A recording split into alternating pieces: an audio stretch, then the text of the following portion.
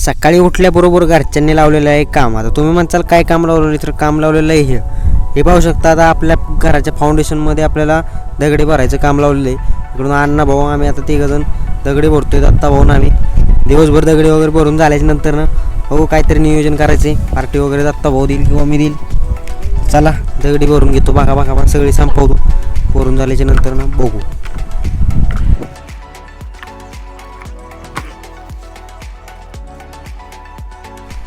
तर भावांनो फायनली सगळी दगडी भरून झालेली आहेत दिवसभर.